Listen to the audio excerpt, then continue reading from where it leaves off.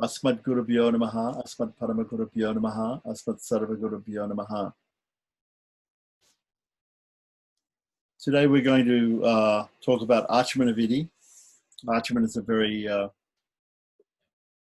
very simple ritual, which practically every person knows how to perform. And there are many different types of Acamanas. There's Vedic Acamanas, and there's Puranic and Tantric or Agamic Acamanas, which are the ones that we usually do. So people might be familiar, Gaudiyas might be familiar North India with either chanting Om Vishnu, Om Vishnu, Om Vishnu and sipping water, or Om Keshava Namaha, Om Narayana Namaha, Om Madhavaya Namaha and sipping water, and then touching different parts of the body. In South India, also the full Gaudiya Vaishnava Acamana would have 24 names of God from Keshava to up into Krishna. The Madhvas have an Acamana also using 24 names, or 12 names. 12 names. And in the Shukla Paksha, in the waxing fortnight of the moon, they use the Krishna to Keshava to Damodar names. And in the dark fortnight, or the waning 2 weeks of the moon, they use the other 12 names, the last 12 names, which for them is from Sankarshana to Krishna, because they in South India, when they use the 24 names, they say Sankarshana, Vasudeva, Pradyumna, Aniruddha, whereas we in Gaudiya Vaishnavas they say Vasudeva, Sankarshana, Pradyumna, Aniruddha in that order, which is the order normal in Pancharatra. But somehow or other they use Sankarshana, Vasudeva, Pradyumna, Aniruddha as the order in some places in Karnataka and Andhra. In Tamil Nadu, of course, the Smartas and the Sri Vaishnavas usually use a 12-name Acamana from 15-name Acamana, three names for sipping, Achyutaya Namaha, Anantaya Namaha, Govindaya Namaha, and 12 names Keshava to Damodar for touching different parts of the body, the Anga Sparsha as we call it. So here I'm going to read a little bit from the Ahobala Anikam. Anikam means Anika means aha, anha is a Sanskrit word for day. So Anika means what we do every day. So it's from the beginning, waking up in the morning, to the end of the day, taking rest at night, what we should do. And so it explains in detail with some pramanas all the different things about the different activities that we do, daily activities. Daily activities are also called nitya karmas. Nitya, usually in Sanskrit, we translate as eternal. They're eternal because why? Because we do them every day. So it can also mean daily. So when you see the word nitya, it can mean daily or it can mean eternal, depending on the context. So here, when we say nitya karmas, it means daily. The daily, as opposed to naimitika. Naimitika karmas are occasional things that we do. Like, for instance, we were just discussing a little bit about upakarma. Upakarma is a naimitika karma, normally said to be a naimitika karma. Some people, like Dr. Iyengar in Mysore, he might have a slightly different interpretation of what the word naimitika means. Some people might say naimitika is a thing which we didn't know it was going to happen, and so we had to do it. It was something out of the extraordinary that happened. Whereas we know Ekadasi is coming, we know Upakarma is coming. Even we know that the grahas, the grahanas, graha means a planet, grahana means the eclipses of planets. We know that those are coming because we can calculate all those things. So some people say they're also not naimitika karmas because we know that they're going to come, because we can calculate when they're going to come. But normally, the normal understanding of the difference between nitya and naimitika karmas is nitya is daily, happens every day. And naimitika means on certain occasions. So Ekadasi, Vratam, Chaturmasya, Upakarma, things that happen perhaps every month or happen once a year, like the celebration of Janmashtami, or different Jayantis or appearance days of different avatars of the Lord, or acharyas, right? Acharyas' birthdays and disappearance days. These are all normally what we call naimittika. And if we have to do some activity for that, it's called a naimittika karma. There's a third type of karma normally delineated that's called kamya karma. Kamya karma means if you have a desire to do something. So, for instance, I want to open a business, so I want good luck for the business. Or I want to have a child, so I want to perform some ceremony to have a child. Or I want to do a sacrifice for some purpose that I desire. I have some desire. I want to propitiate the Navagrahas because I'm having a problem with Kuja Dosh, or Mars is having a problem, giving me problems, or Saturn or some planet. So I want to propitiate the planet. Or I want to just propitiate the Supreme Lord I want to do some Satyanarayana Puja, and I want to ask the Lord to bless me in some way. Okay, so this is all called kamya. Kama means desire, and kamya means for desire. So kamya karmas are when we perform something for desire. So right now, acamana, getting back to the topic acamana, where acamana is performed in all of these karmas. It's a very common thing, and it's like the first thing that we normally would do. Some people will say, okay, we sit down first and then perform acamana.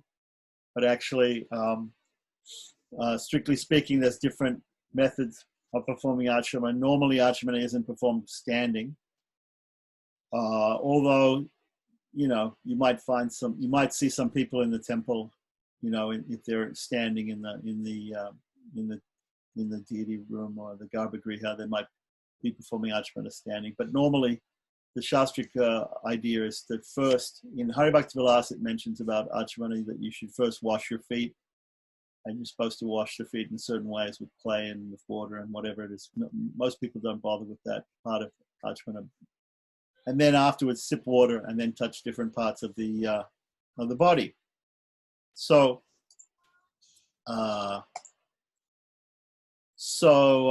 anyhow, so we're going to talk a little bit from the Aholamat Anakam about the acamana, which I described before, which is normally done in Tamil Nadu by Smartas and Sri Vaishnavas, of saying these three names, Achyuta, Ananta, Govinda. It's mentioned in some Palashruti, which is normally said after Vishnu Sahasranama Stotram, Achyuta, Ananta, Govinda. That these three, there's a sloka or verse that says that these three are the greatest medicine. These three names are the greatest medicine that we can have. So, and then using the Dwadasanamas, Keshavadi, Keshava ending in Damodar, for the Anga Sparsha or Anga, touching of the different parts of the body. Okay, so acamana performance or acamana vidhi, normally the first thing. So we might, maybe we sit down first, maybe we say acamana sitting down, or maybe we do acamana squatting. There's a particular asana for acamana called kutkudasana. In Sanskrit, there's a word, kutkutaratau. Kutkutaratau means the sound a chicken makes. The chicken means the rooster. In the morning, the rooster makes a sound. And in English, we have an onomatopoeic. Everybody learned some new words here today. Onomatopoeic word. Onomatopoeic is a word that sounds like the thing. It sounds very much like the thing itself. Like zoom. Zoom is an onomatopoeic word for something going very fast or something like that. So, and it sounds like the thing going fast. Zoom, like that. So, kukutaratau is an onomatopoeic word. It's a word that sounds like, in English we say the cock crows, and the cock crows in the morning, and the cock says cock-a-doodle-doo. Cock-a-doodle-doo is the sound that the crow makes. Not the crow, the cock makes at the sunrise. And if you're very unlucky, they make it at other times too and disturb you. So this chicken or rooster makes this sound. And in Sanskrit, they also have an onomatopoeic word for this. You'll see where I'm getting to in a minute if you think I'm digressing a little bit. Kutkutarata. That's the Sanskrit version of cock-a-doodle-doo. Okay, so this kutkut asana, there's an asana or a seat or a sitting position called chicken pose. That chicken pose, yeah, all of you yoga teachers out there, you should probably know the chicken pose. Do the chicken. So if you know the chicken pose, you can do it now. If you don't know it, I'll explain it to you. The chicken pose is you squat down on your haunches, we say. We're learning some new words here today. Squat down on your haunches. Just squat down and you're sitting with your knees closed, but you're not sitting on the ground, right? Maybe I shouldn't mention this, but this is the position where people pass stool in India and in other Asian countries, okay? So it's, yeah, anyway, just mention that. So anyway, you squat down and your knees are apart and your hands will be between your legs and you sip the water like that, squatting down on the haunches. That is called Kutkudasana, or the chicken, the pose of the chicken or the rooster. Okay, so that is in the Shastra, usually that will be the asana that you're supposed to do when you say Acamana.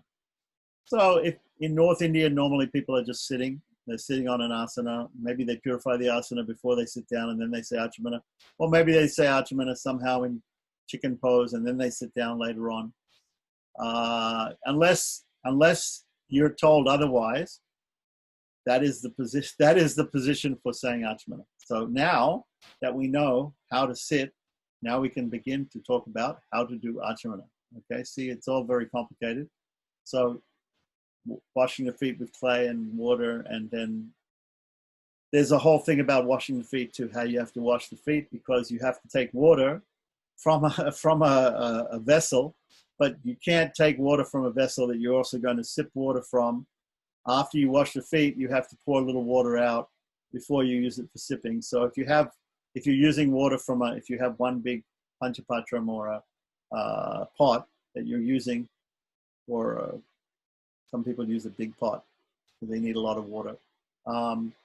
We'll talk about amounts of water a little bit later on. But anyway, so some people, they use that to wash the feet first and then they sip. But in between washing the feet with the water and sipping, you have to pour some water out so that you don't immediately use the same water that you wash your feet to sip for some reason. Okay. So anyway, there's some rules about that. We won't go into that whole thing right now. But anyway, so Acamana Vidi, the Acamana performance, a great deal of details on the way to perform Acamana have been provided by Sutrakaras. The Sutrakaras are who? The Sutrakaras are people like Apastamba Bodhayana for Taittiriya Krishna Yajurveda. These are the two main Sutrakaras. Kara means the person to have written the sutras, written the different sutras to explain how to do the rituals according to a particular Veda. So, like for instance, Shukla Yajurveda, there might be Paraskara's Sutra, written by Paraskara. Okay, so, and Apastamba and Bodhayana for Shukla Yajurveda, for Krishna Yajurveda. And anyway, the Sutrakaras, they provide more information about this, and there are also commentaries on the Dharma Sutras and Griha Sutras that explain more details about Acamana. The benefits in Acamana and details of the steps of Acamana can be seen in images, and there's a web address there which I'll post in, and anybody can ask me what it is like that. And there's also videos of people doing Acamana in the Sandhya Vandana performance, which we can see online. Please refer to these materials for a full appreciation of the method and to know about the bioelectrical aspects of Acamana. I'm not going to go into that, but I have some books about that too, written by some Sri Vaishnavas, and they talk about how Acamana actually physically, not just ritualistically, but physically affects the body in different ways. Okay, I happen to know that different things that we do to the body, for instance, there's a reflex there's a human reflex that makes the body react in certain ways when we do certain things. And I know this from my time teaching scuba, is that when you wash water on your face, when the face touches cold water, it does something to your breathing, and there's a human response to that. There's a specific bodily response to that. Anyway, won't get into that. We're talking mostly about the ritualistic aspects here, and not necessarily the physical or physiological aspects.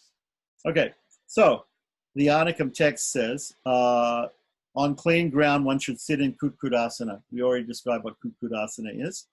So he says on clean ground, right? Which is like a chicken standing on its two legs. The person bends both knees and plants the soles of the feet firmly on the ground in squatting position. The two hands are held between the legs, and one should face the east or north and perform Acamana while maintaining silence. So, as normal, we face east or north when we say Acamana. And this is always what we do. Now, one may ask the question, right? What about evening Gayatri? Right? Because in the morning, when during Gayatri Japa, we always face the sun. So the sun's in the east in the morning. The sun is in the west in the evening. At noon, the sun is supposed to be overhead. Okay, so at noon you can face east or you can face north, but what happens at the night when the sun is in the west, you have to face the sun during the japa. But for doing Acamana, which way do you face? That's the question. Do you face the sun when you say Acamana, like you do the other two times, or do you face east or north? And the answer is east or north. You always face east or north for doing Acamana. So, for instance, some people there's two parts to Sandhyavandanam, by the way. Everybody should know. There's the Jala Barga and the Japa Barga. The first part is with Jala or water, the first part, and the second part is for Japa. So there's the part where you do Japa is the last part. The part where you do, actually we could divide Sandhya into different things. We could also say there's a Upasthanam, there's different parts to Sandhyavandanam. But in general, there's the part with all the water and there's the part with the Japa. Okay, because the two main functions in Sandhyavandanam are the Argya Pradhanam, offering of Argya to the sun, and the chanting of the Gayatri Japa. Okay, so, and we can go into that somewhat. Why do you offer Argya to the sun, and what does it mean? There's these demons that attack the sun, and the Argya that we offer with the mantras in the form of missiles, destroying those demons, and then after we throw the missiles, then we have to reload the missiles by turning around and doing different things. So there's all this discussion in the commentary on Sandhyavandanam that different people have made. Okay, so we don't need to get into that right now because we're just talking about Acamana. Okay, so back to Acamana. East or north? We're going to face east or north because that's where the sun is normally in the east, and north is the second best direction. Okay, so in the Jala Barga, just to finish on Sandhyavandanam, in the Jala Barga of the Saim Sandhya means the evening Sandhya, we face east, or I'm sorry, yeah, we face north. We face north, which is the closest to west, but it's not. So our right shoulder would be towards the sun, so we wouldn't be committing an offense by having our back to the sun. Right? Because the sun is Pratyaksha Devata. He's the God you can see. At noontime, we look through and we see the God, Pratyaksha Devata. We use the Yamagrantha or whatever it's called, mudra, and we look through, and when we do the Upasthanam, we observe Surya Narayana there, and he gives us the blessing to live for 100 years. Jiva eva sarada sadam, right? And so we shouldn't disrespect him by doing Acamana with our back to him, but we can have our right shoulder, our right side towards him if we face north. Isn't it? Right? East, north, west, south, right? So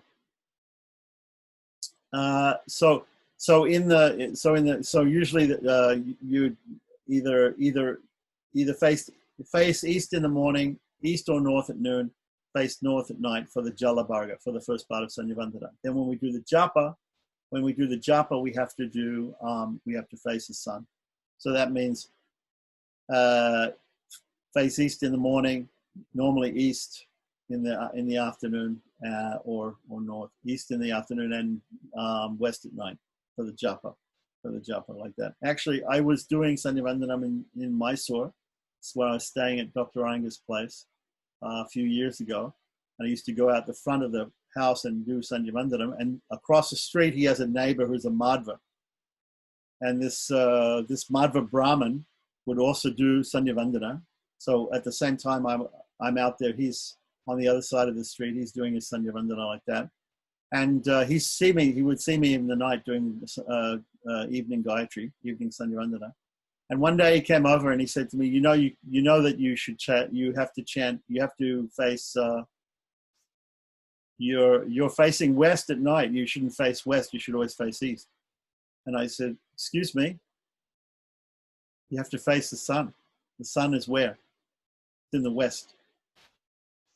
And I said, do you want me to give you the pramanas for this? And he said, oh, no, I was unaware. And he accepted my point and he went back because he was thinking a foreigner doesn't know. And I was thinking he should know, but apparently he didn't know. So, so it's a common mistake. People don't know. People don't know how to actually do the proper rituals properly. I'm not saying that I know better than every Brahmin in India, but I'm just saying I knew in this particular case, I knew better than one Brahmin. That's all. Okay, so we learned something today. So then the Acamana should be done facing the western direction is not counted as proper Acamana. So he hasn't given a pramana for that here, but he says doing Acamana facing west is not considered a proper Acamana. Now, what happens if we have a system where we are in a place and we have to, because there's a deity in a temple, and the deity in the temple is facing in such a way that we have to face the deity in the temple when we do the puja, and we have to say Acamana, and the deity is facing east and we're facing west. So, number one, we can either turn to the north, right? We can either turn to the north, in which case our left side will be to the deity, which is okay if it's Vishnu, but maybe not for other devatas. But Vishnu, normally when we pay obeisances to the deity in the temple, the left side should be to Vishnu.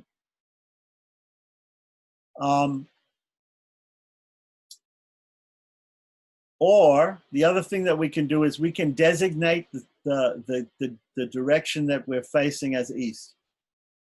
That's another thing that we can do. So maybe I can find a pramana for this somewhere. But normally what people do is they say, okay, we had to do it in a certain way and we had to do it. But what we're doing is for simplicity's sake, we say this is east. This way that we're facing is east. And therefore we'll do everything in that sense. We just consider that to be east. Okay, so there may not be a pramana for that, or there may be a pramana for that, but I've seen in practicality people do that, especially when you're in a temple and they say face east, and you're facing east and you have your back to the deity. You can't have your back to the deity, so that's more important than facing the exact direction. So what you do is you pretend that this other direction is east. So in that case, what he's saying here is you shouldn't do Acamana facing west, but hey, there may be some reason why you do it. Okay, so it's a small rule, but normally we don't do Acamana facing west. So one should stop doing it, turn to the east or north, and resume the performance of Acamana. So he's enforcing that by saying, don't do Acamana west. If you find yourself somehow doing it west, stop and change. Okay.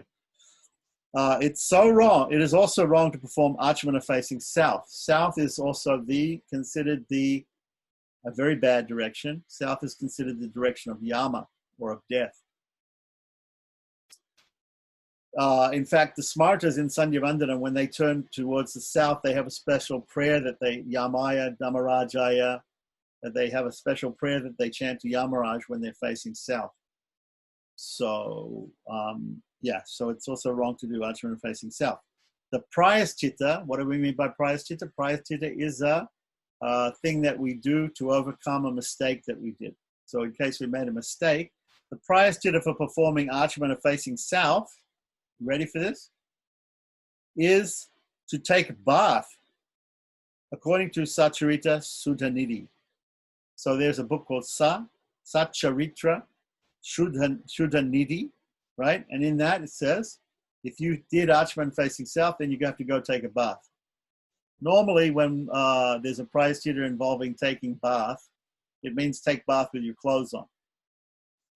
So normally it means go jump in the lake. So you go, so this is what the acharyas are saying. You did something wrong, so now you go jump in the lake. You go take a bath with all your clothes on. So you go to a body of water, a running body of water, either a lake or a river or the ocean. And with all your clothes on, you just jump in. And then submerge yourself a few times and then come out. Then you're considered purified. Then you have to, of course, change your clothes and put tilak on again and go through certain rituals. And it may even be more difficult than that because you may have to perform a proper ritual bath. And a proper ritual bath involves many steps. And we're not going to go into that today, but then we can have also another class sometime where we can talk about what is a proper ritual bath if you want to do it before a very important ceremony. Okay, so Prayaschitta for performing Acamana south, take a bath. The right palm of the hand should be held resembling the ear of a cow, which is called Gokarna Kriti or Gokarna Mudra. Yeah, so we know, we've heard about mudras, hand mudras. So there's a hand, right? Of course, we're going to use our right hand. I would caution people, those people in ISKCON who have read the Hare Krishna Handbook, ISKCON Press, 1970, the description by Srila Prabhupada of how to do Acamana in the beginning of the fire sacrifice says to sip water from the left hand. I'm sorry, but that is wrong. Nobody sips water from the left hand. Even in India, many places they won't allow you to sip water from cupped hands. If you go to Vrindavan, they have those people that are giving free water out. The widows are sitting in a little thing. They have a spouted water pot. They give you free drinking water, right? If you put cupped hands up like this, people are not going to pour water in there. You have to put one hand, and it has to be the right hand. So you sip water through the right hand. So we all know why we don't use the left hand. It's because in Asia they use the left hand for cleaning themselves after going to the bathroom. So using in the bathroom. So it's not the left hand is considered ritually impure, which is why we wear the angavastram over the right shoulder and the upavatam, usually the Brahmin thread also over the left shoulder, over the left shoulder and under the right arm, so that the right arm is exposed. The right arm is the arm for sacrifice offering into the fire, and it's also the arm for doing all the ritual activities, except, what's the exception? Ringing the bell.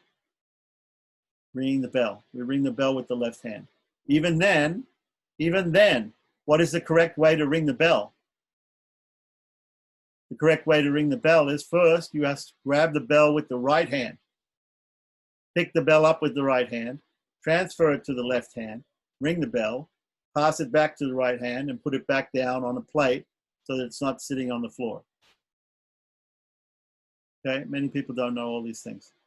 And even you see many people, many people don't do to this degree of detail. Even in India, you'll see many people, they just pick the bell up with the left hand, right?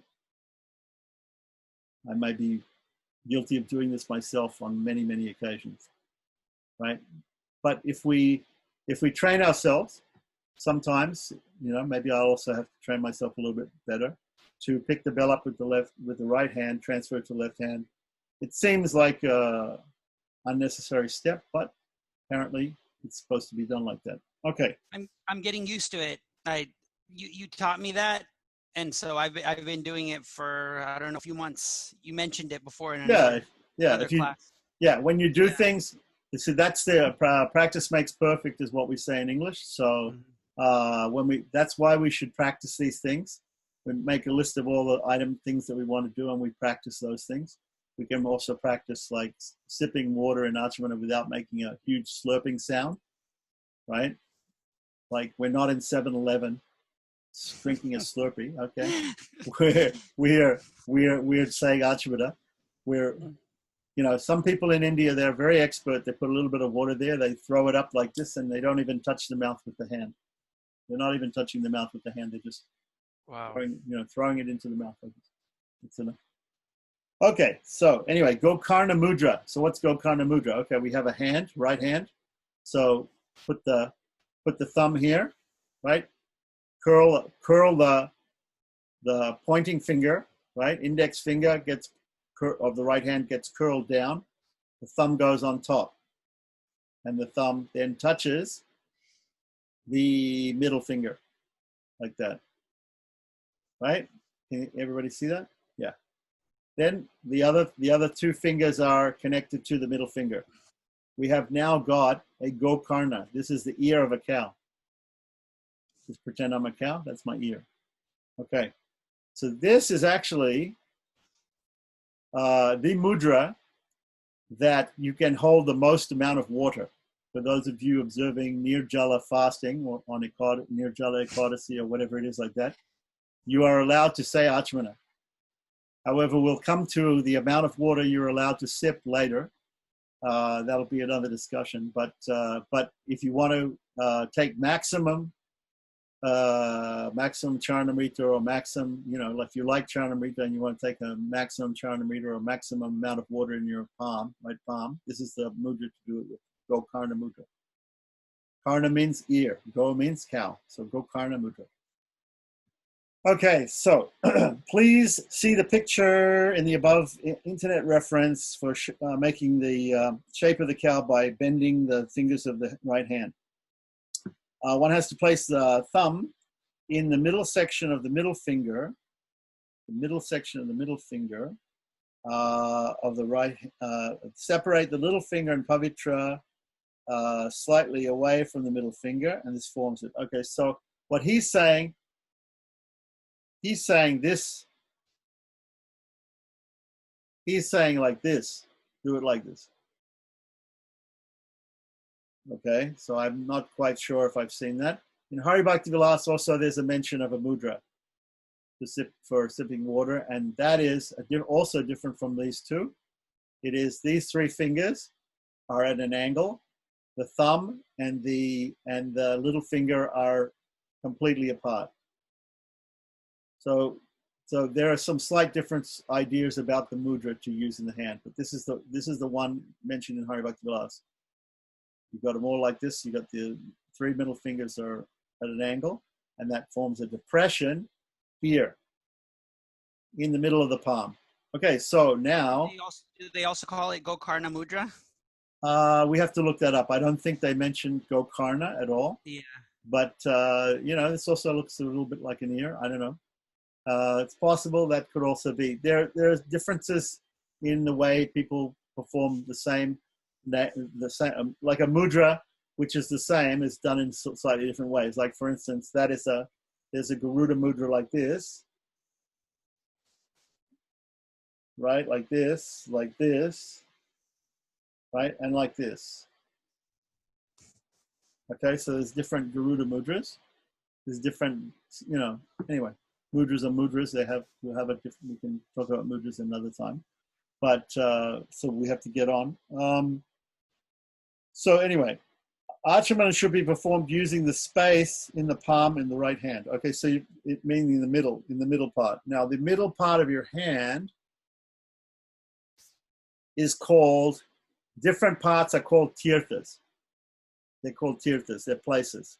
Just like we go on tirtha yatra, we go to different places. Tirtha, strictly speaking, can also mean water, holy waters, right? So when a sannyasi when a sannyas, there's different stages of sannyas, right? There's Kurichak, Bahudak, Hamsa, and Paramahamsa, right? So the second stage is called Bahudak, Bahu Udak. Udak means waters.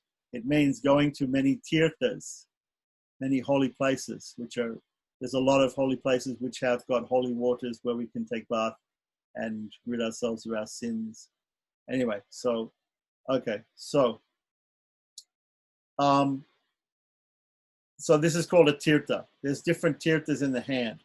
So the right hand, the middle tirtha, the place in the middle is called the Agni tirtha. Why is it called Agni tirtha? If you touch your hand, the warmest part of your hand is the middle of the palm. There's a couple of places where Agni is on the body. So one is the middle of the palm. The other is the nose. When we do Shrotra Acamana, if we don't have water, we touch the nose and we touch the ear, because this is a seat of Agni also. If we look in the whole face, the warmest part of your face is the nose, because Agni is there. Okay, and Agni is also there in the middle of the palm. Okay, so this is called Agni Tirtha. So when we put water in this Agni Tirtha, Agni also, by heating the water in the palm, also purifies the water. Do we know that hot water is more pure than cold water? Hot water can be more pure than cold water. But why do we take a cold water bath? Why is a ritual bath a cold water bath? A ritual bath is a cold water bath, but yet hot water is more purifying than cold water. So this is a paradox, okay? Something else that we don't need to talk about right now, but we can talk about if we talk about baths. Okay, so anyway, there's other places in the hand which are tirthas.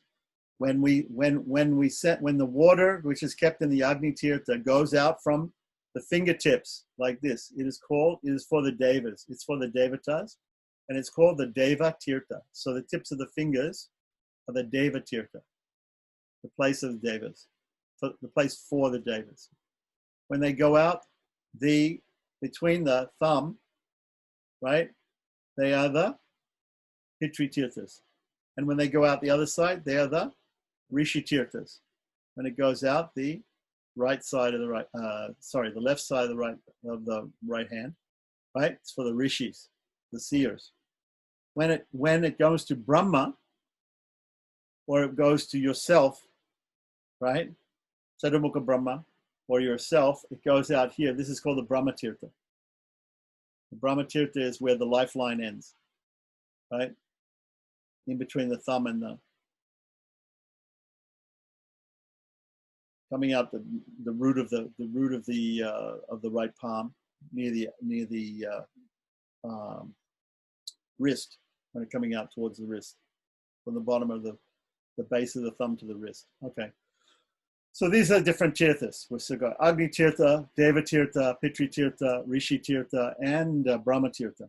So we're going to sip from the Brahma Tirtha for ourselves. When we offer tarpanas or ritual water offerings, depending on whether we're offering to rishis, pitris, or to devatas, we have to offer through their particular tirthas. And if we offer to Brahma, later on, if we talk about Upakarma, we'll be offering some tarpanas to these different people, the pitris, the rishis, and the devatas, but also to Brahma. So when we offer to Brahma, we have to put it through the Brahma Tirtha. Even though we don't drink it, but a tarpana through the Brahma Tirtha goes to Brahma. Sadhavukha Brahma. Okay. So, back to this. Acamana should be performed using the space in the right hand. The pramana sloka for the creation of Gokarna Kriti is this. Vinyasya dakshinangustam madhyama madhyaparvani Gokarna Kriti hastena masamagam jalam pivet. Now this last part of it, masamagam jalam pivet, is very interesting, and we're going to discuss what that actually means. But here he's given the example here that the thumb, what does it mean? Vinyasya dakshinangusta. Dakshinangusta means the right thumb, right? Touching the madhyaparvani, touching the third part 1, 2, 3, starting from the top, 1, 2, 3. No, I'm sorry, excuse me, Madhyama, Madhya Parvani. Okay, the middle part of the middle finger, right? So there are 3 parts to each finger. Everybody knows that, right? So you've got sections, right? You've got the top section, middle section, the bottom section. It could be called first, second, third, or it could be counted from the bottom. It could also be first, second, third, depending on how they count. Okay, so we're talking about the middle section, quite easy, of the middle finger. So when the thumb is touching the middle section of the middle finger, right, that is called the Gokarna, Gokarna mudra, according to this pramana. And like I said in Hari Bhakti Vilas, there may be another pramana. We have to look it up for this other type of hand thing. In any case, there's a hand mudra to use. You use the hand mudra, which is according to your sect or your group, your sampradaya. Okay, the measure of the water here in the last part of the sloka, it says, masamagam. Masamagam indicates the amount of water that you're supposed to sip. The amount of water is, a masa means a gram. It means a dal, piece of dal. So if you get a gram, if you get a piece of like mung dal, a round, unsplit mung, right? Or an unsplit dal, it's a small thing, right? Everybody has seen a little green mung dal, right? So the amount of water that can cover that is the amount of water that you're supposed to sip. Okay? And some people say not more and not less. If it's more or less, there's a problem and it's a sin. And they say it's equal to, we'll say it's equal to drinking liquor. Okay? So I doubt that anybody is actually taking serious note of this. But anyway, what he says here is, he says one should not sip less or more than the measure of water thrice in the prescribed achamanas. The sipping of less or more than recommended is considered equivalent to drinking madhu. Now, madhu sometimes means honey, and sometimes it means liquor. And there's 2 types of liquor described in the Shastras. There's a type of wine, and there's also a type of fortified or distilled liquor. So, and there's different prayaschitas, there's different,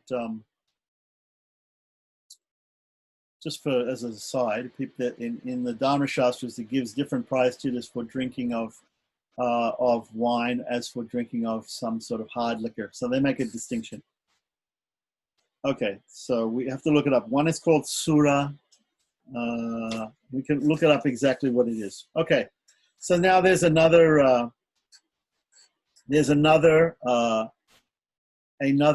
sloka given here. Go karna kriti hastena masamagam jalam pivet tanunam adikam hitva surapana sama bhavet. Okay, so that's the pramana that tells you that if you don't take exactly the right amount of water, it's like drinking liquor. So it says the Sanskrit word masam refers to the grain of a black gram. So urd dal, anybody who in South India they use a lot of urd dal, but it's a black gram. It's about the same size as a mung dal. Anyway, a small thing. If we stay with this measure, the measure of water to be sipped is equal to that needed to cover the single grain of black gram. It does not take much water to cover a grain of black gram. That insignificant amount of water is hard to drink. Even if one manages to sip it somehow, it will not reach down the distance of reaching to the heart that needs to be wetted. Okay, so there are achamanas, different achamanas. When we drink the water for the acamana, it's supposed to reach different places. For Shudras, it's enough if the water just touches the lips. For Vaishyas, it has to come into the mouth Kshatriyas, it has to reach into the throat. For Brahmins, it has to reach all the way to the heart. Right? And there's a pramana sloka for that, but we won't go into it right now unless he goes into it. But anyway, so so the question is, if you only sip so little water, how does it get all the way into your throat and apparently to your heart? For a Brahmin, the water sipped during each acamana must reach down to the heart by the stomach to gain shuddhi or cleanliness. The small amount of water sufficient to cover a black gram cannot succeed in achieving the needed shuddhi or purification.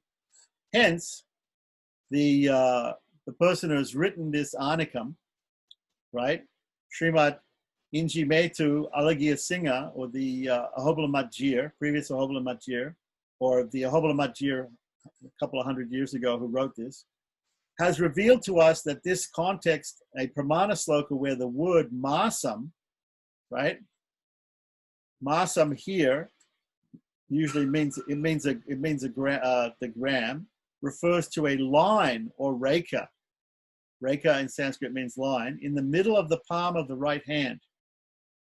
So he says, hasta madhyagata rekha masa itabidiyate.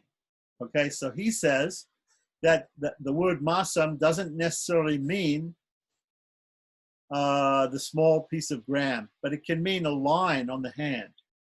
So we all have lines on the hand. This is Vyasavakyam. Vyasavakyam means that Vyasadeva has also stated this, right? Vaidyanatiyam, now normally people will quote different scriptures, and there's a scripture in South India which covers all these things, all these pramanas, and it's called Vaidyanatiyam. It's called Vaidyanatiyam because the person called Vaidyanath wrote it. And it comes in big books. Here's one. Okay, this is one part of Vaidyanatiyam, and it comes with the Sanskrit and the Tamil translation. And in South India, this is like the book that everybody looks at. The Madhvas, the Smartas, the Sri Vaishnavas, everybody follows this. Doesn't matter what Veda you're following, everybody follows Vaidyanatiyam. It's like following Manu Smriti in some places or whatever. It's okay. The actual name of the book is Smriti Muktapalam. The fruit of the Smritis, basically. Smriti Muktapalam. Okay, so it comes in about, that's a small volume, but there are bigger volumes, and there's 5 of them. And it has different sections, one about Anikam, one about Vanashram, one about Prayaschitta, and one about other things. So there's different things. Okay, so all right. So Vaidyanatiyam is Smriti Muktapalam, which is quoted. Also refers to passing to this meaning of the word masam. For us in Sri Sanadi, right, which means a Ahobala Mat, right, the meaning is primary and important, pradanyam, while this is secondary for Vaidyanatiyam. Later considers the amount of water needed to cover a black gram. One has to now settle on an amount of water needed to cover the unitary measure. Sage Vyasa helps us and settles the matter of the amount, etat parimana vijnanam, to arrive at the amount of water needed for acamana. Okay, so here's another pramana. Another pramana is samhat angulina toyam grihitva panina dvijaha muktvangushta kanishte tu shishyastya chamanam bhavet. Okay, that's the pramana. So it says, this means that one has to hold all 5 fingers of the right hand together first and pour into that cup palm the water for acamana. Next, the karta, right, the doer, right, has to separate the thumb and little finger from the rest of the fingers. And this is what is stated in Hari Bhakti Vilas. So, in fact, when we say that Hari Bhakti Vilas is given a different mudra, it's not actually that Hari Bhakti Vilas is given a different mudra. Hari Bhakti Vilas, we've described, first of all, how to do the Gokarna Mudra. Either like this or like this, right? There's actually no difference, really, right? Right, because the pramana is to touch the middle section of the middle finger, right? All I said was to take the index finger and roll it down to stop water coming out the side, right? Which is correct. And then the three other. So this is the Gokarna Mudra. So we take to be actually correct, we take the water in this mudra, then we open the palm to the mudra recommended in Hari Bhakti Vilas and throw the water into the mouth. Okay? So first of all with the Gokarna Mudra, then open it up. And so when we do the Gokarna Mudra, we see a line there and we fill the water up to the line. Right? If we take the line as being the meaning and not the small amount of water to cover a gram, to cover a piece of dal. If you can do that's for the smartest take that as being more important, and the Vaishnavas take the other one as being more important. So we can drink more water than them.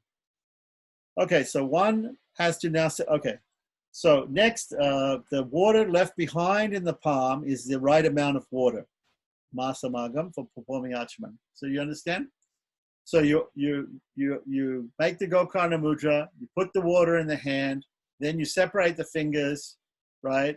Then however much water is still left in your hand, that's the correct amount. And take it. Okay. So because some will fall out. Maybe some will fall out when you change hand positions a little bit. Yeah? Yeah. Okay. Of course, that says nothing about the size of the Acamana spoon you have. I think you probably did. You see, I have a huge one, right? Yeah. We there was a little. You made a little joke. Now Yeah. that's an Acamana cup or something like that. Right. I don't know if you ever saw that, but I continued that joke. Right. Oh, I didn't see that. I'll have to look on Facebook. Yeah. Okay. So Gokarna Kriti Hastena Grihitva Deva Tirtaha Toyam Tale Tat Samstapya Muktvangusha Kanishtike Brahma Tirtena Nishabdam Masamagam Jalam Pibet Un Nunam Adikam Pitva Surapana Sama Bhavet. Okay, so these are instructions from, 2 slokas from Satcharitra Shuddhanidhi, which is a book of pramanas, right? And it says here, for Acamana, the water has to be taken with Deva Tirtham. It should be sipped as water has to be taken with the Deva Tirtham. I don't know what that means. I don't think he's translated. I'm not sure here. Okay. It should be sipped as Brahma Tirtham. This specification should be remembered. I'm not sure what that means exactly. Anyway, maybe it means you have to put, okay. The edge of the 4 fingers, Kara Agram, is the source of the Deva Tirtham. The bottom of the 4 fingers is the source of the flow of Brahma Tirtham. In between the right hand thumb and the index finger, right, is the Pitri Tirtham, right? The lower end of the little fingers of both hands is the Rishi Tirtham. The positions for Deva, Brahma, Pitra, and Rishi Tirtham have to be remembered.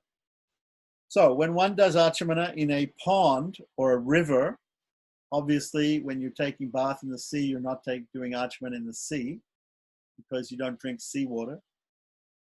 Unless you are, okay, there's a story about Agastya, right? Agastya drank the water and urinated it out and it became seawater. So for all of those, why is seawater salty? It's because it's Agastya's urine. Apparently, okay, all right. But apparently still purifying for some reason. We don't know. Okay, so When one does Acamana at a pond or river, the left hand should be kept touching the water. Okay, so if you ever find a pond or a river that's clean enough to do Acamana in, right? Might not be in India, but might be in other places. You go into the water. Huh? We have some here. Yes. If you go down to Yeah. the springs in the Lachua, Yes. and you wade into the water up to your waist, if you say Acamana, if you're going to do Sandhya Vandanam in the water or some tarpanas or something, when you say Acamana, you have to touch the water with your left hand while you're doing Acamana. That's what he's saying.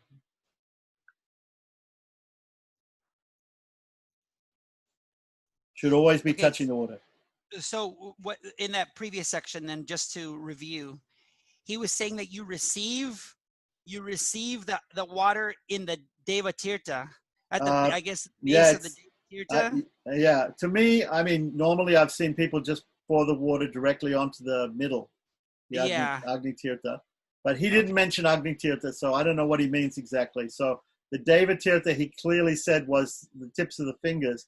I don't see people pouring water down the tips of their fingers, so I'm not quite sure not of that. The base of their fingers. No, I was thinking he meant like maybe it's you could, yeah, you're correct. Maybe it's the base of the fingers. We pour it on the base of the fingers and it flows into the middle.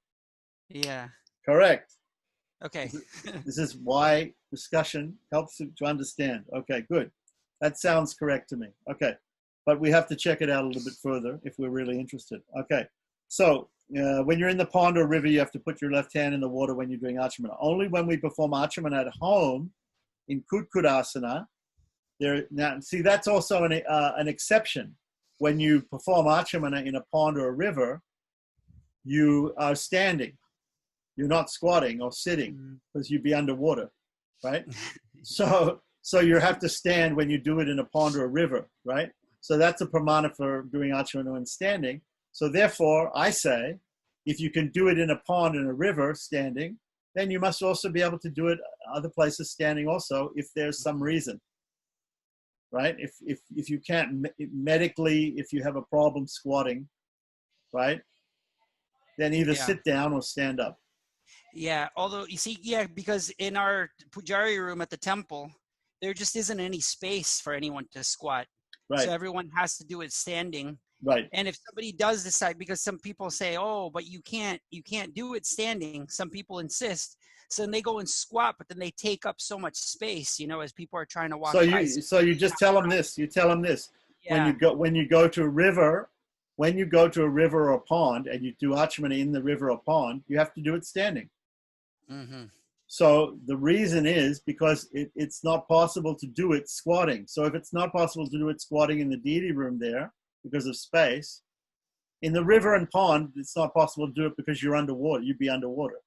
But in the deity room, if there's no space, there's a reason why they say don't do in a river or pond squatting or sitting.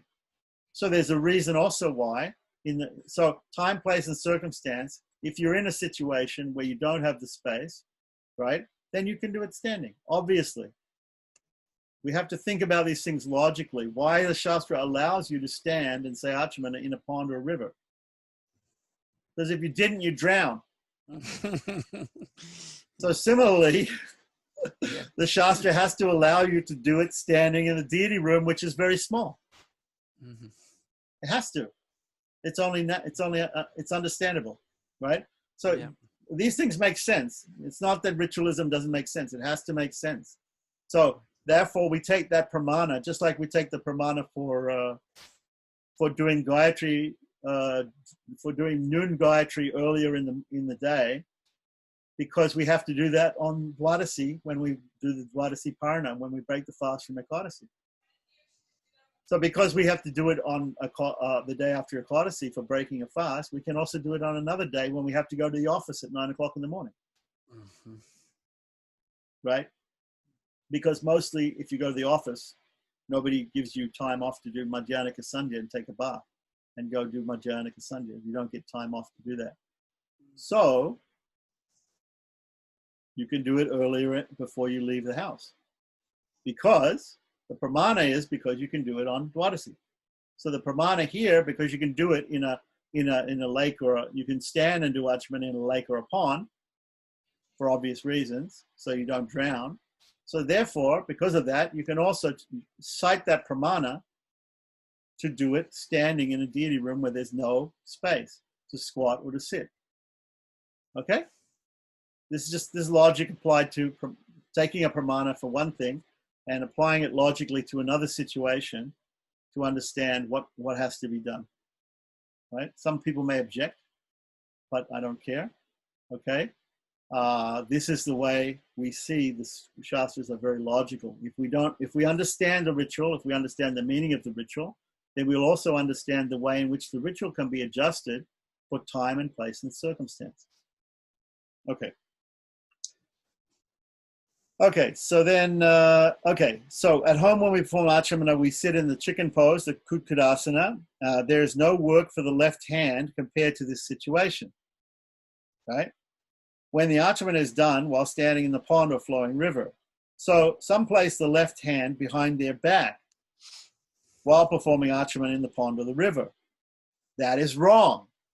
According to Smriti Ratnakaram, which is another book on pramanas, which says in this context, and here's another pramana. Tavan no aspriset vidvan, yavat vamena naspriset, vamehi dvarasadityaha, varuna cha jaleshwaraha. In the left hand, there are 12 adityas. There are 12 adityas and Varuna, the king of the waters. And therefore, one has to touch the water of the pond or river with the left hand while doing Acamana there. One who is knowledgeable shall not perform Acamana unless he can touch the water with his left hand. This one should maintain silence during the performance of Acamana. Okay, so let's explain this a little bit more. When he says you shouldn't do it with your hand behind your back, he's meaning that you're doing Acamana with the right hand and you've got your left hand and you're putting it just behind your back but not in the water. He doesn't mean putting it back behind your butt and putting it in the water. He's saying behind your back, not touching the water. You should touch the water because Varuna and the 12 adityas are in the left hand and you should touch the water. Okay, so what is the importance here? What is the importance here? Okay, why is it important to touch the water with your left hand? Here's the practical understanding. The practical understanding is when you're in the water of the river or the pond, you have to be at a certain height, right? You're not up to your neck in water. You're also not up to your ankles. If you're like, oh, it's too cold, I don't want to go. I only go up to my ankles. No, you have to go further than your ankles.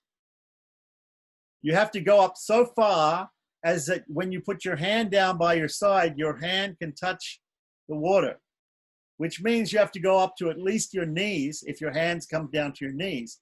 If you're a very auspicious person, like the description of very great saints like Chaitanya Mahaprabhu or whatever, they say that their hands reach down to their knees. Now, I don't know.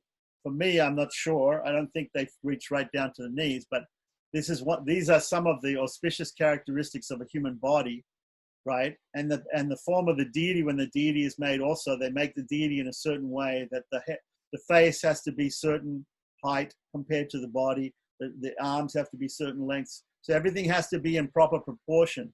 So if your body is totally auspicious, it's of a proper proportion according to the Shastras, and your hands apparently reach down to your knees. And if your hands reach down to your knees, it means that you have to go into the water of the pond or the river up to your knees. And that's the point. So, I mean, it seems a little silly. Maybe they could have just put a sloka in there and said, walk into the water up to your knees. But instead, what they say is you have to touch the water with your left hand. And it means the same thing. It means the same thing because in order to touch the water with your left hand, you have to be up to your knees. Because unless you're bending over, right? Touching your toes, right? So somebody maybe wants to cheat the Shastra, right? and he sees this pramana, and he says, "Oh, I have to touch the water with my left hand when I do Acamana. So what I'll do is the water's really cold. I don't want to go up to my knees, so I'm going to walk in until I'm just up to my ankles, and then I'm going to bend over like this and touch the water." So this is a cheating mentality.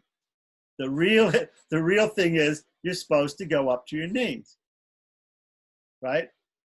But technically, the guy that goes up to his ankles and bends over and touches the water, he's technically following the Shastra.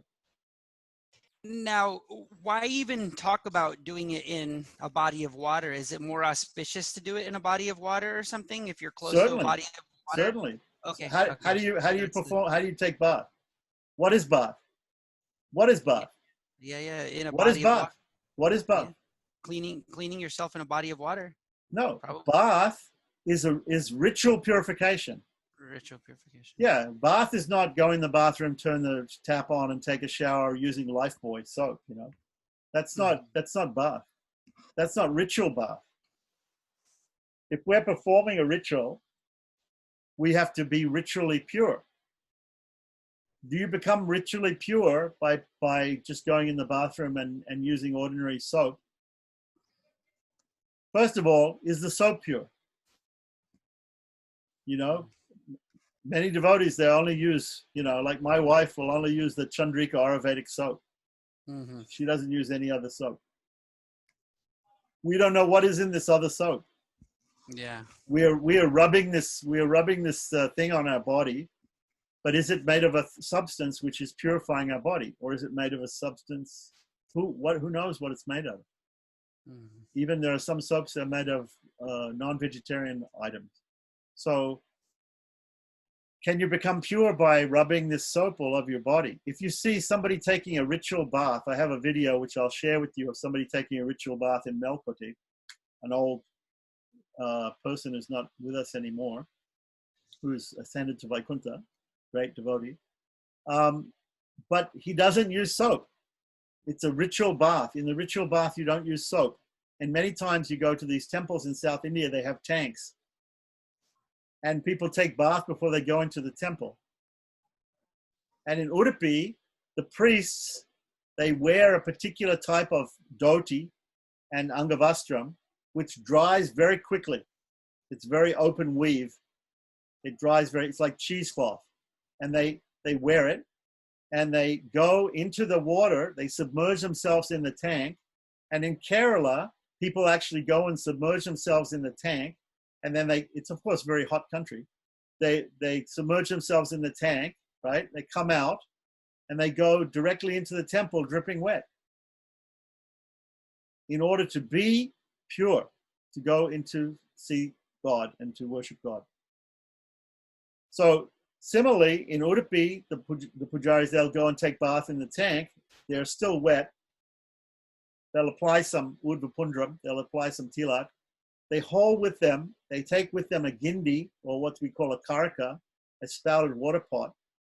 They have spouted water pot, and they hold the spouted water pot and pour it in front of themselves. A continuous stream of water is going on their feet as they walk to the temple. As they walk from the pond to the deity room, they're continually washing their feet as they go. So they'll be absolutely pure when they reach the Garbhagriha, the deity room. So I'm sure if you do that in Alachua, people are going to be upset because there'll be water everywhere. But water is one of the ways which we purify ourselves. But the other ways, there are actually 8 different forms of bath. You can be in the dust cloud from the hoofs of the cows at Goduli Muhurta. When the cows come back in the evening from the pasture fields, they kick up dust, and just that dust is a type of bath, according to Manu. There's also, because when we say bath, we think of Varuna bath. We taking bath with water. But there's other types of bath. I believe 8 types of bath. These are mentioned in Hari Bhakti Vilas. We're not talking about bath right now, so we won't get totally into it. But another one is called the mantra bath. We know in Sandhyavandana we sprinkle water on ourselves, chanting Apohistamaya Bhuvastanuti Dharatanama Heranaya Chakshase. this particular Vedic mantra, and this is called mantra bath. Okay, so another type of bath where Prabhupada, in that original Hare Krishna method of doing fire sacrifices in 1970, Apavitra pavitro va savavashtam gatopi va yasmarit pundarikaksham sabaya abhyantara suchihi. Think of Lord Vishnu, who has got lotus eyes, and that will purify yourself within and without. So these are all different methods of purification, and there are other methods of purification also. But the bath has to be ritual. So again, getting back to your question is, why do we take bath in a river or a pond?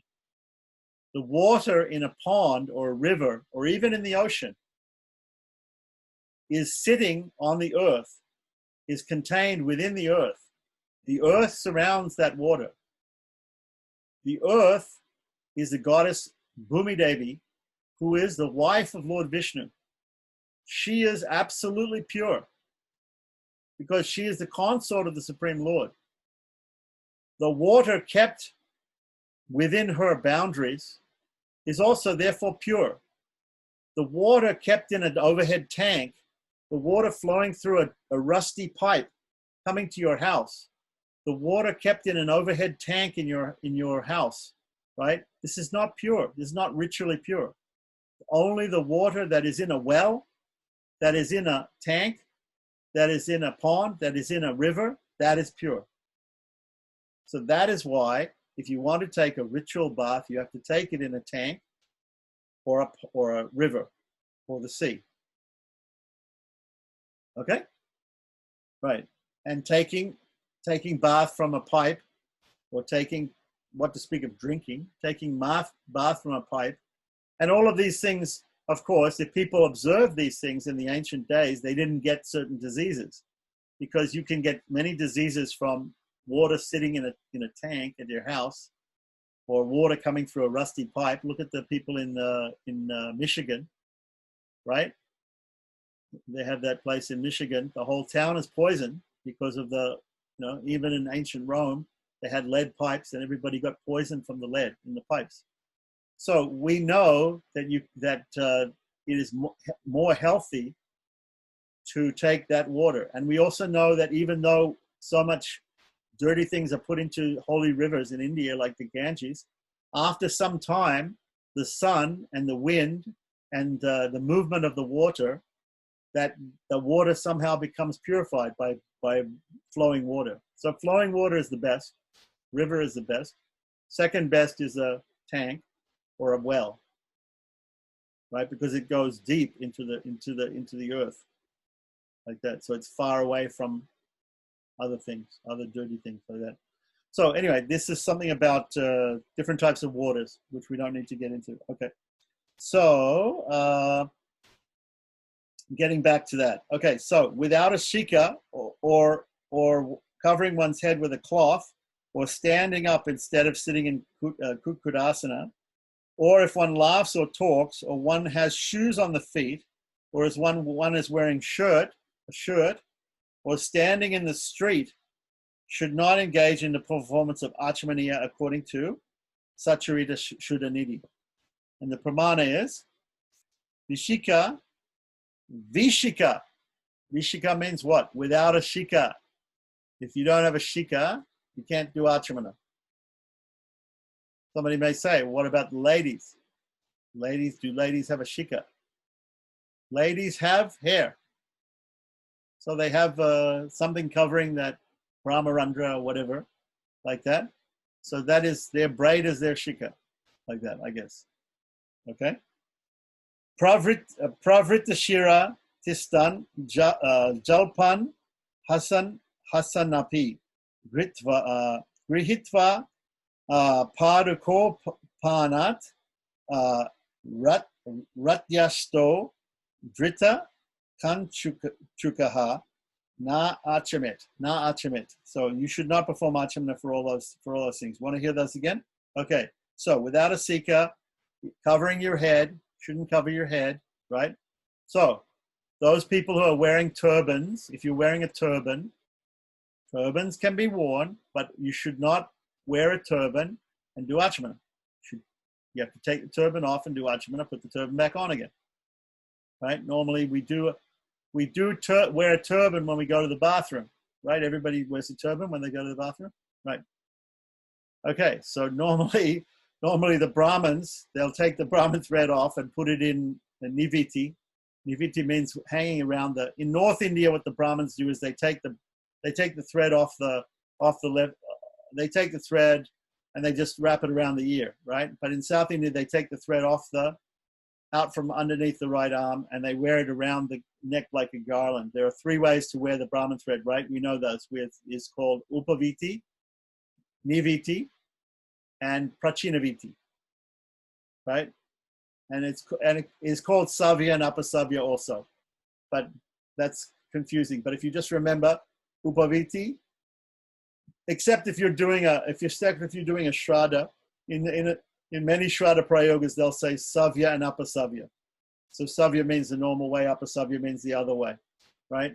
The normal way is over the left shoulder, under the right arm. Okay, so that's upaviti, and then prachinaviti is wearing it the other way, and niviti is wearing it around the neck like a garland. So there are some reasons why you do that. When you're doing things for yourself, like if you're passing stool or having sex, you have to wear niviti. Yeah. So you take it off and you wear it around your neck like that, and then you take it together and you wrap it around the right ear. If there's any ring, you have to attach the ring and put it inside the right ear. And then you have to put a turban on top to cover it. Like that.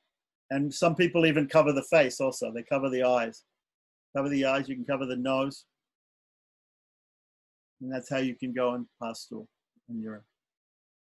Right? So today, people are not doing so much. You know, you don't see so many people going. But this is like when I was traveling with Sampat Kumar Bhattacharya. He said, okay, first thing is we're going to teach you how to pass stool, right? That's the Bhakta course. It starts off with how to pass stool and urine. And you have to learn how to put a turban on. Otherwise, you can't pass stool or urine. Okay, so they have to teach you how to do all these things. Okay, so... Don't get diarrhea. Then maybe you're wearing a turban a lot. But anyway, so the thing is here, the point is that there are these, we shouldn't cover the head with cloth when we're doing Acamana. While standing, while laughing, while talking, wearing shoes on the feet, wearing shirts or other sort of stitched clothing on the upper part of the body. And he says here also standing in the street. Standing in the street, I don't know what that exactly means. It just means like you should do Acamana in a good place. You know, it should be in a good place, like pure place. Okay, during Acamana, the water sipped has to reach down to one's heart. Only then the karta, it becomes cleansed. The karta means the doer. The word karta means doer, and it's talking about the atma, the jivatman and the soul in the heart. Okay? This is a requirement for a brahmana. A kshatriya should sip in a manner which reaches down to his neck. A vaishya should sip in such a way as it reaches the inside of his cheeks. Sudras and women should sip water during their Acamana which reaches the bottom of the cheek for attaining cleanliness, or it can just be the lips, basically. Okay? Now, in South India also, the women don't have to do a big whole thing for Acamana. They do a very short Acamana. So they just do the 3 sipping. They don't have to do all the Angavandanam, right? And at least the smarter women are like that. Vaishnava women, I'm not sure exactly, the Sri Vaishnava women, but the Sri Vaishnavas, the Gaudiya Vaishnavas, they don't have a separate prayoga procedure for the women doing Acamana. But some other people do for the Sudras, and the women have a separate Acamana for them. Okay, so then there's another, the pramana for what I just said about the reaching different places, right? Apsu praptasu hridayam, brahmana sudim apnuyat, which means that the Brahman has to sip and the water has to reach up to his heart. Rajanyaha, which means the Kshatriyas, right? The Rajas. Kantatalocha. Kantatalocha means the throat and the top of the roof of the mouth. It has to reach the roof of the mouth and the throat. I'm sorry. Kanta. The Rajas has to reach the throat, Kanta talu cha vaisha. So vaisha has to reach the talu, the top of the top. The talu is actually the roof of the mouth, right?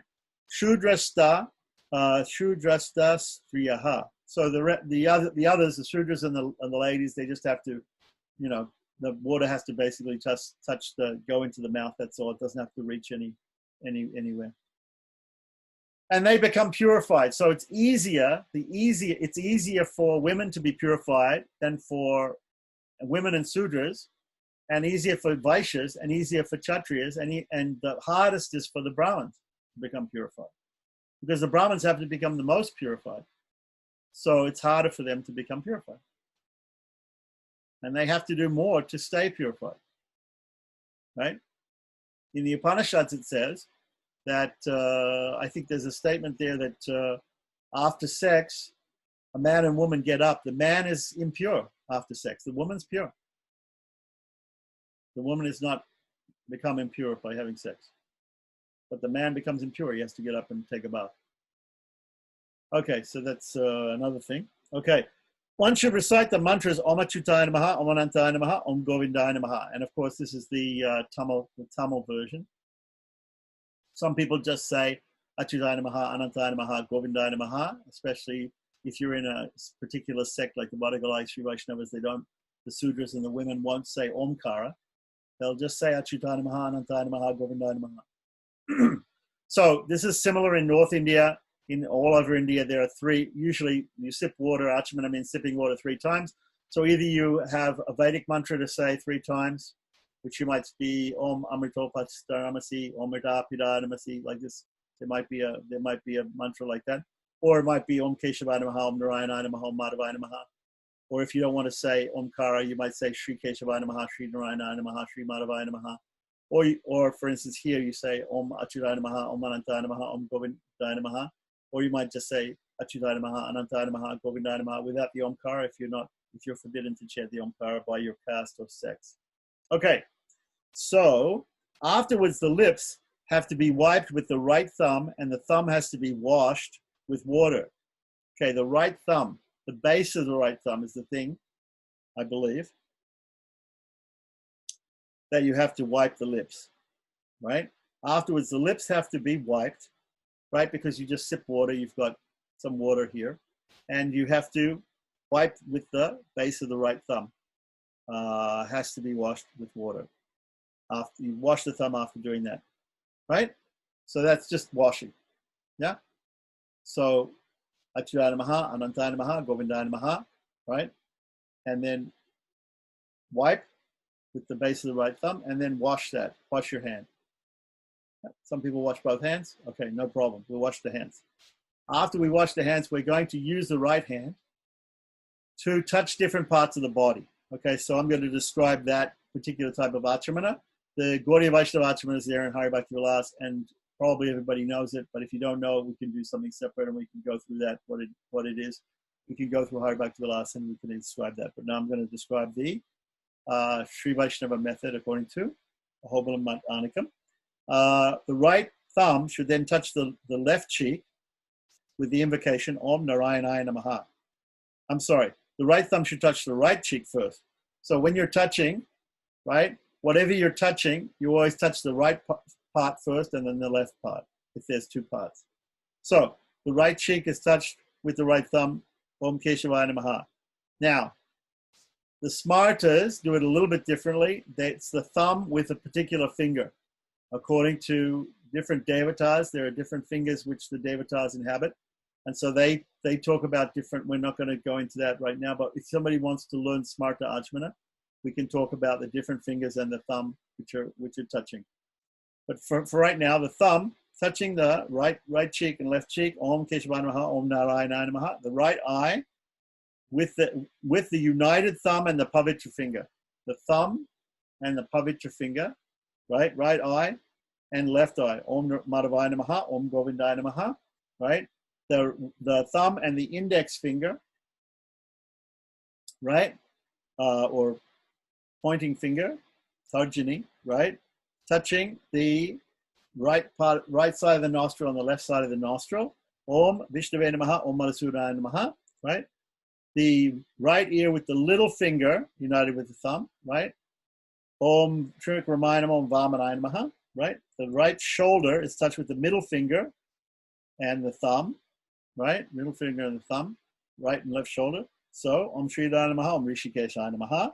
The belly button is then touched for the navel, has to be touched with the right thumb alone, reciting Om Padmanabhaya Namaha, right? The inner palm has to be used to touch the heart region. So the heart can be either in the middle of the chest or it can be slightly over to the left side of the chest. That's up to you. But normally people just put the middle of the chest, the heart region, right? Om Padmanabhaya Namaha, touching the navel and then the heart. Finally, all the fingers touch together, on top of the head, reciting Om Damodaraya Namaha. Yeah. When each limb is touched with the appropriate fingers, water should be used to wash the finger. So here they're saying that after you touch, you should wash each time. That's going to make it a little harder. This is the type of Acamana prescribed by the Shmitis. Therefore, it is known as Smarta Acamana. There's also a type of Acamana in the Shrutis that would be used for Shrauta ceremonies. That can be referred to elsewhere and performed according to one's traditions. There has been much written about Acamana. The ancient practices of Sri Vaishnava to perform Acamana without Sampradaya Bedam, all right, are covered in the Anakam. Sampradaya Bedam means that there are a little bit differences. There should not be any differences on Acamana between Wadagalais and Tengalais. Sampradaya Bedam. Sampradaya means tradition. Veda means difference. There's some different traditions. Swami Deshika, means Vedanta Deshika, has observed in his Sri Sukti of Pancharatra Rakshai. Vedanta Deshika wrote a book called Pancharatra Raksha, which is about protecting the Pancharatra, because the Pancharatra is a school of thought which came under criticism from Adi Shankaracharya. So because the Pancharatra school was criticized by Shankaracharya, Yamunacharya wrote a book called Agama Pramanya, where he gives all the pramanas, right, for the different Pancharatra agamas. And Vedanta Deshika, following in the footsteps of Yamunacharya, wrote another book called Pancharatra Raksha to protect the doctrines and practices of the Pancharatra from the onslaughts of the Mayavadis and Advaitins who follow Shankaracharya, who don't like the Pancharatra. Right? So he describes there are many kinds of Acamanas in his Pancharatra Raksha. Among them all, he recommends that one should follow the one recommended by one's own sutra, such as Apastamba or Bodhayana, or others, to the best of one's capabilities. So the Acamana can be according to your sutra, and it can be according to your sect. It's not a problem. Pancharatra Raksha is a Sri Sukti, which is an important shastra that is older than the current one created by the Alagya Singha. In Srimad Gopal Deshika Anakam, there's another Sri Vaishnava Anakam, a book about daily things called Sri Gopal Deshika Anakam, which I have here on the desk also. Right? It recommends that the Acamana should be performed as prescribed by the Pancharatra Raksha. So if we want more details, we have to look at this other book, Pancharatra Raksha. It's not possible to understand the Acamana procedure just from the two Anakams, meaning this one that I'm reading from and Gopal Deshika Anakam. For this Anakam, the Mula Pramana, or the main Pramana, is from Satcharita Shuddhanidhi. Chaturveda Satakratu Sri Srinivas Tadacharya Swami's Panchakala Kriya Deepa, which is another book which I have here also on the table, right? So I can show you those two books also. Is even older than the above two Anakams, and it also refers to many types of Acamana. They vary in details. For instance, the Panchakala Kriya Deepa does not refer to touching one's cheek with the recitation of Om Keshavaya Namaha and Om Narayanaya Namaha. It states that the two cheeks should be wiped without the utterance of the two mantras. Arnikarta Prakashika, which is another book, right, says that only the lips have to be wiped. Satcharita Shuddhanidhi agrees. Shmiti Ratnakara, right, known for abundant pramanas from many sages, does not emphasize the touching of the two cheeks with Keshava and Narayana mantras. We might begin to wonder whether there is any pramana basis for what we follow every day in our Acamana vidhis, touching the cheeks and reciting the two names of Keshava and Narayana. Samacharyas consider the touching of the cheeks as apramanikam. Apramanikam. Apramanikam means without any pramanas, somewhat from pramanas. So that would be what we call shishtachara. Shishtachara, as you know, is tradition of your own family and of your ancestors. So if you see somebody of your ancestors doing it, your father, your grandfather, your great-grandfather, they're doing like that, then you follow that because that's your family tradition. That's called shishtachara. It means the conduct of good people, of your ancestors. So that is also another way of saying apramanika. That means there's nothing written in Shastras exactly about that, but your ancestors said it. So some people, he's saying here, believe that touching of the cheeks is apramanika, has no pramanas. We need to know the 12 mula pramanas, or the main pramanas, for the procedures of touching the 12 limbs of the body with the 12 names of the Lord. So the important thing here, what's the important thing of the here, right? The important thing is the here for Vaishnavas is the name of the Lord. So we want to bring it back. Let's bring it all back to what's important here, right? For Vaishnavas, the important thing is the names of the Lord, which are non-different from the Lord. So all this discussion of all these different things, of all these different little rules about Acamana, what's the most important thing is that we remember Krishna and never forget him. So what he's saying here is the mula pramana, the most important pramana, is to remember these 12 names of the Lord. Because that, like what Prabhupada said, by remembering the Supreme Personality of Godhead, by chanting his names, we're going to be purified within and without. So you might make a mistake in some of the touching, some of the sipping, some whatever it is. Some of the mudra, you might make some mistake, where you're standing, what you're doing. But the most important thing is the names of the Lord, chanting the names of the Lord so that we remember the Lord, so we become purified within and without. And that we have to follow. Mostly Vaishnavas observe this procedure. The mula pramana for this type of observance is provided in another book called Daksha Vashishta Samhita and the Standila Smriti Vachanams. Okay, so there's another thing here which says, Go Karna Kriti Hastena Tripabet Brahma Tirtataha Parimrijya Dvirasyam Tu Dvara Angani Chalabet Pratyangam Udaka Sprishtam Kuryat Achamane Buddha. That's from Daksha Shmriti, Daksha Vashishta Samhita, right? With the cupped hand resembling the cow's ear, the water has to be taken. With the tip of the fingers and the Brahma Tirtha has to be sipped 3 times. The face has to be wiped twice. The 10 angas have to be touched. After touching each limb, 2 cheeks, 2 eyes, etc., the finger that touched the limb has to be washed. Thus, says the Dakshina Vachanams. Okay, so maybe after we touch everything like that, we can just simply wash 1 time at the end. That's what they're saying. Not that you have to wash after each time. Right? Maybe there's some people who are washing each time, I don't know. But wash at the end. After you've done all the touching, you again wash the hand. Right? So, the Sadachar Nidhi by the Sadachar Nidhi by one Holamat Jir has pointed out in his Sri Shukti, the Sri Vaishnava Sadachar Suradram, that the vidhis we observe is pramadikam. Briefly, his observations are given below. Many kinds of achamans are performed by many dharma shastras, right? It's impossible for anyone to practice all of them. One should follow the one fully explained in one sutra. If not possible, then the ones recommended in Pancharatra Dharma Shastras should be followed. Since what we perform today regarding Achamana is not fully explained by our Sutrakara, Sage Apastamba and other Sutrakaras, right? We cannot have the benefit of a full understanding of the Griha Sutras, which is to be observed then. Should it be the one based on the Griha Sutras of our Samhita, even if it's incomplete, or rely on the vidhis prescribed in the Pancharatra Samhita? That's a question. A determination has to be made now in this matter.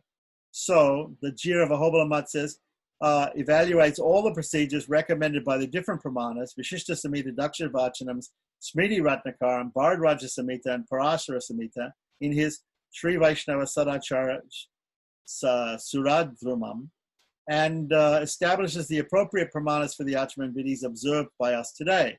A synthetic picture emerges that is supportive of the current way of touching the 12 positions of the body with the recitation of the corresponding names of the Lord. The individual pramana vachanams providing the composite picture are as follows.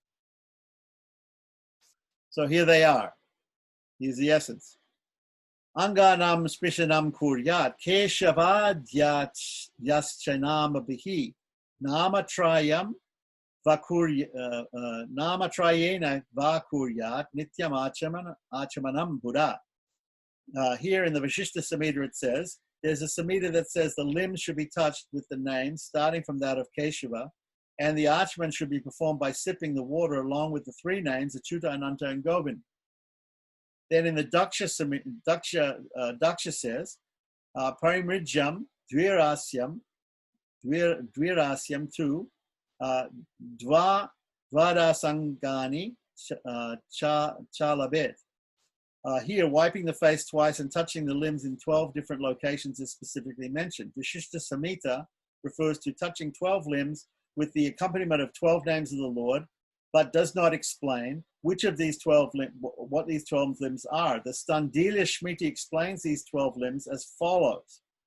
Tatkala marjanam kuryat pani pada vayokshacha angushtena kapolautu angushtena kapolautu dakshinadi sprishet tatha angushtanamikabhyam tu chakshushi samsprishet tatha angustatarjanibhyam tu nasaputa yugam sprishet angushtayena shotre cha sama labet angushta madhyamabhyam tu bahumule tu samsprishet hridayam tu tato murtni jalam sparshattvantantara. These Standila Shmiti slokas clearly describe that the cheeks have to be touched with the thumb, and the pavitra or ring finger should be used for touching the eyelids and links clearly to the specific limbs touched with the appropriate fingers. It is the pramanam, a very specific allusion to the usage of Keshava and Narayana namas during the names of Keshava and Narayana during the occasion of touching the cheeks is incorporated.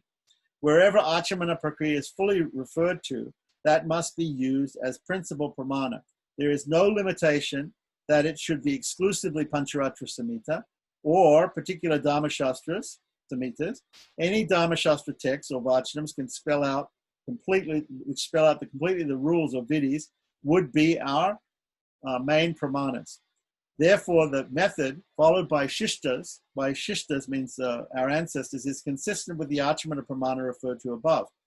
There should be not any doubt of this. In his Vaisnava Sadachara Suradhrumam, the Srimad Alagya Singha, the Ahobalamajir, has explained this clearly. Kevalangas tato nabim talena hridayam spriset is the agreement provided for Daksha Vachanam by Smriti Ratnakaram for touching the navel with only the thumb, right? And then touching the palm of the hand to the heart. It is indicated that we should touch the heart region with the inner palm. Arnikam uses this as a pramanam to touch the heart region with the inner palm, accompanied by Padmanabha mantra. Padmanabha mantra. So Padmanabha is for the navel and for the heart also. Sri Bharadwaja also endorses this view. Now, that is all about Smarta Achamana. Now, Shrota Achamana, in addition to the above Achamanas, right, the Vedic Achamana is another Achamana in the Shrutis. So, since Shruti refers to it, it's known as Shruti Achamana and is used on the occasion of performing Brahma Yajna. Who knows what Brahma Yajna is? Brahma Yajna is when we chant from the different Vedas that we're studying. And normally what people do is they chant it in the afternoon after Madhyanika Sanyavandanam. I believe, and I might be wrong about that. Anyway, and they chant. Most people just chant the Gayatri mantra, and they chant the first four mantras of the 4 Veda Samhitas. But in actual fact, Brahma Yagyam should chant. You should chant a lot more than that. You're supposed to chant. We do every day. The raison d'etre, the actual modus operandi of a Brahmin is to save the Vedas.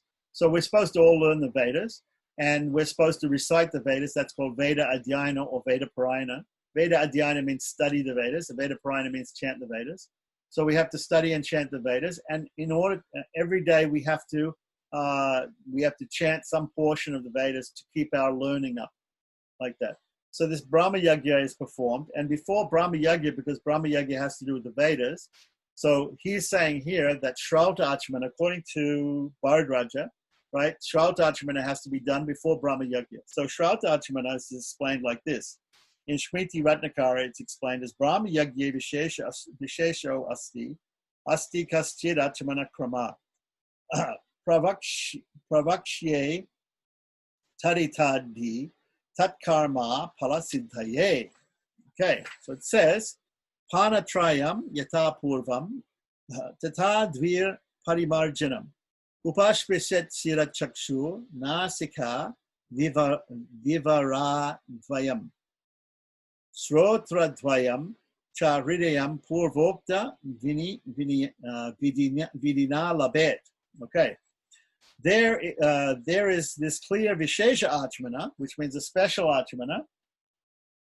Shrauta Acamana is a special Acamana, right? For use in Brahma Yagya. One has to sip water 3 times, as referred to before. The lips have to be wiped twice. After that, the head,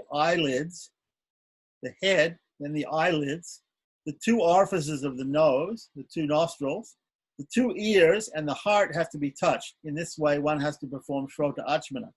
There is also Shrauta Acamana, which is also described as before. In most of the Dharma Shastras, Maharishis like Vishishta and Parashara state that one should touch with the right hand fingers, the right ear, and follow it up by touching one's nose.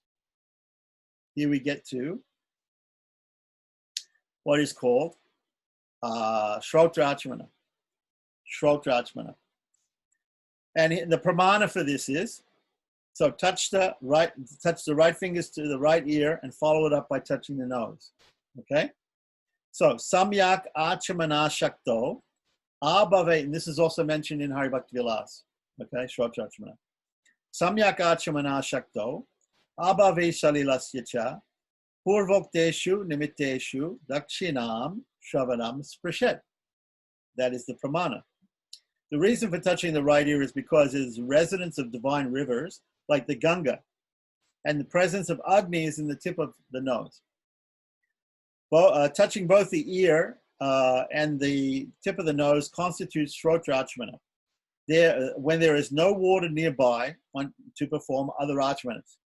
Vaidika, Sarvabhauma, a person called Sarvabhauma who is a Vaidika, right, points out the same in his Shmiti Ratnakaram. So this is also explained in Shmiti Ratnakaram, and the pramana is here. Tasmat Acamana Sambhave Nasika Karna Sprisha Karyaha.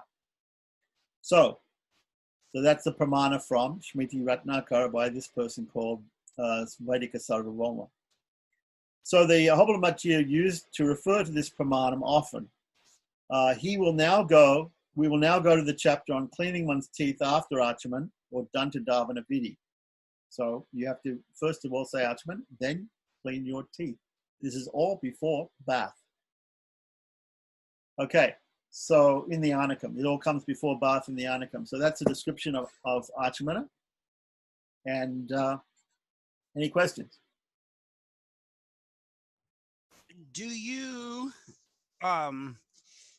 when you do Sandhya Vandanam, since you're doing Acamana 3 times, let's say you're doing... No, you're not. Twice. Oh, twice. You well, do. I mean, you do okay, twice. hang on. Yeah. Hang on. Normally in prayogas, in the beginning of the prayoga, it will say Dvira Chamya, Desha Kalo Sankirtya. It says, do Dvirachamya means do Acamana twice. So in the beginning of a ritual, we do Acamana twice. Yes. In the middle of a ritual, we if we have to do Acamana, we only do it once. Okay. Okay. So as part of Sandhya Vandanam, you're doing it twice at the beginning, and then you're doing it that one other time, but it's not considered that you're doing it 3 times.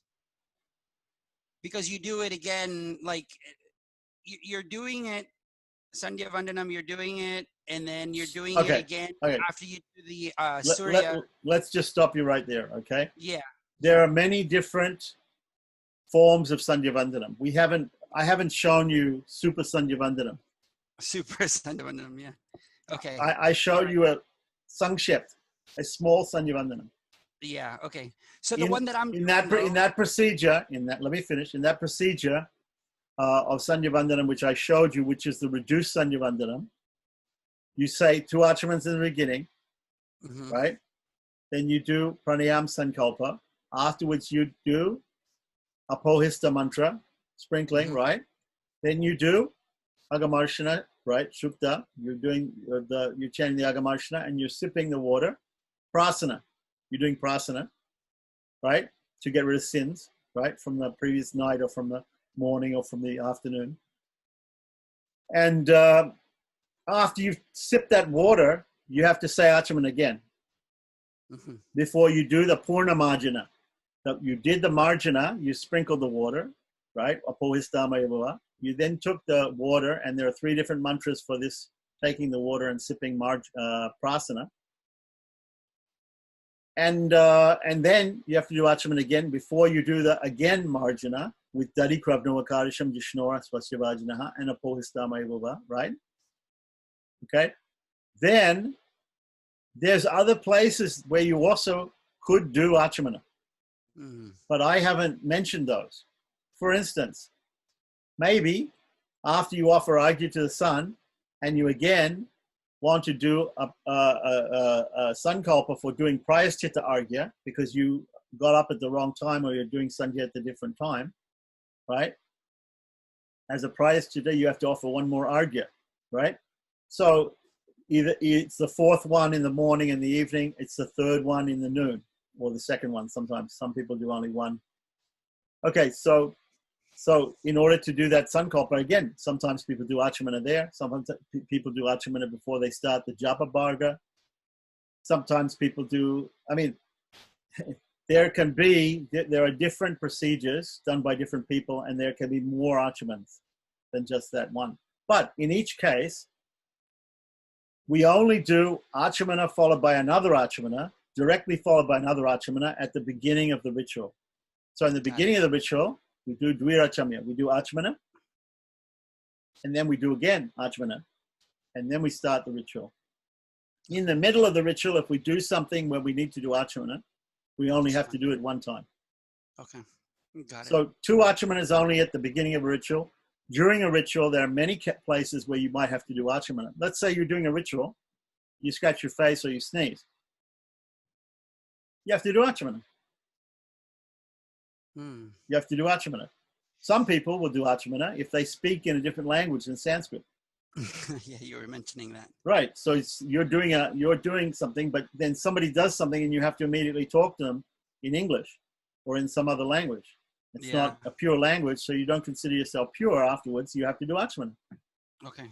Whatever you do, whenever you think that you're not pure, do Achamana. So, okay, so my routine is such that I do my Sandhya Vandanam in the morning, my Prataha Sandhya Vandanam, and then after that, then I begin to prepare to do the puja, and then I do the puja for the morning.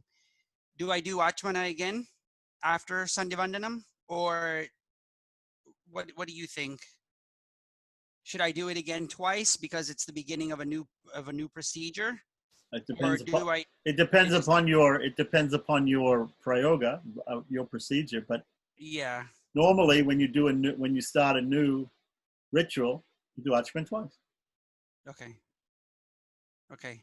I actually haven't been doing anything again.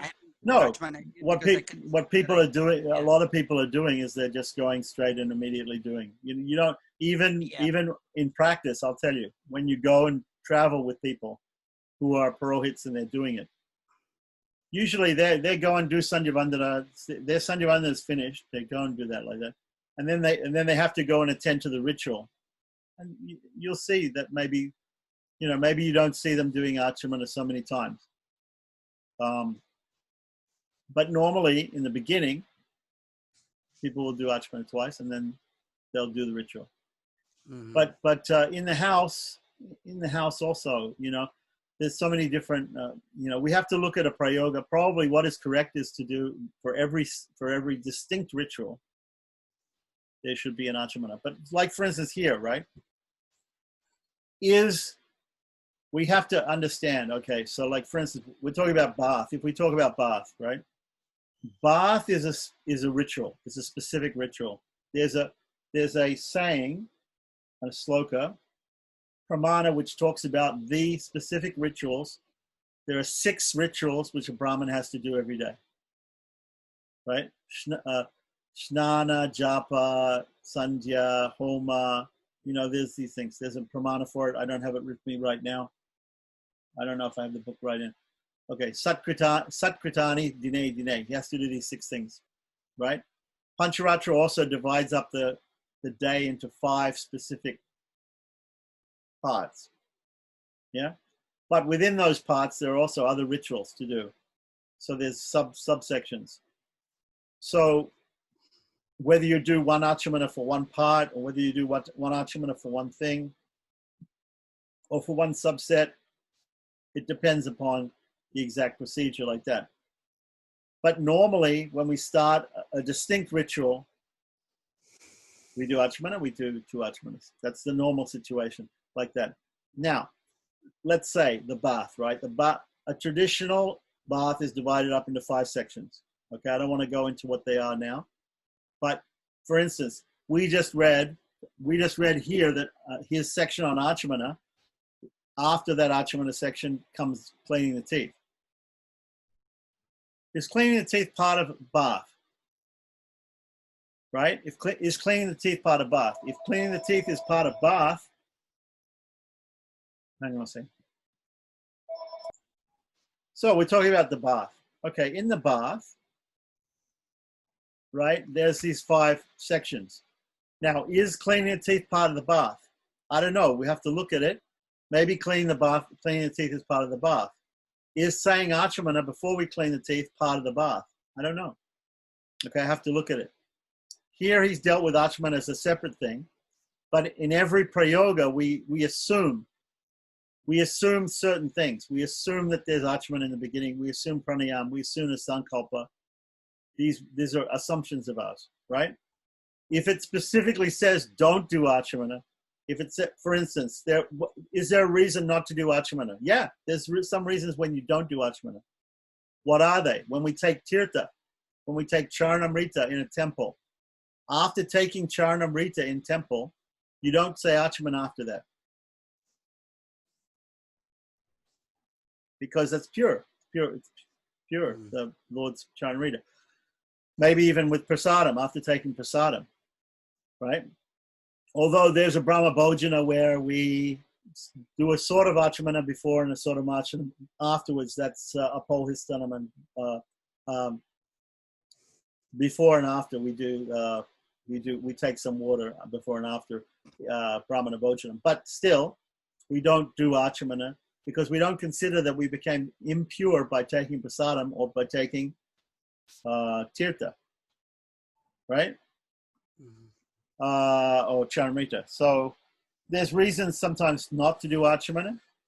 Mostly it's not written in a lot of prayogas sometimes to do Acamana because everybody knows to do it. It's a common, so that's what I always say to people.